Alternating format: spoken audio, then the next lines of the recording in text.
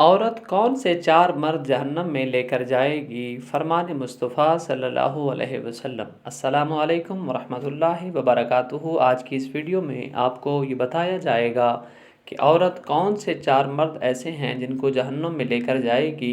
یہ فرمان مصطفیٰ ہے۔ تو احباب ذی وقار، ہر عورت کے لیے یہ حکم نہیں ہے، بلکہ یہ فاسقہ، فاجرہ اور گناہ گار عورت کے لیے یہ حکم ہے۔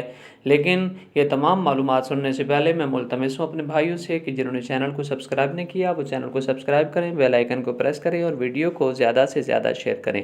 احباب، فاسق و فاجر اور بدکارہ عورت کے لیے فرمان مصطفیٰ ہے کہ ہر عورت جو فاسقہ ہے، گناہ گار ہے، وہ اپنے ساتھ اپنے والد کو سب سے پہلے جہنم میں لے کر جائے گی، دوسرا اپنے شوہر کو جہنم میں لے کر جائے گی، تیسرا اپنے بھائی کو جہنم میں لے کر جائے گی، اور چوتھی عورت جو فاسقہ و فاجرہ ہے وہ اپنے بیٹے کو جہنم میں لے کر جائے گی، کیونکہ ان چار مردوں کی وجہ سے اس نے اس کائنات میں عیاشی کی ہے، فحاشی کی ہے، عریانی کی ہے، ہر گناہ کیا ہے۔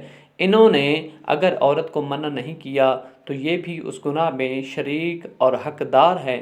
اللہ رب العزت ہمیں توفیق عنایت فرمائے کہ ہم عورتوں کو احکامات خداوندی اور احکامات مصطفیٰ صلی اللہ علیہ وسلم کی تابعداری کرنے کا حکم کریں۔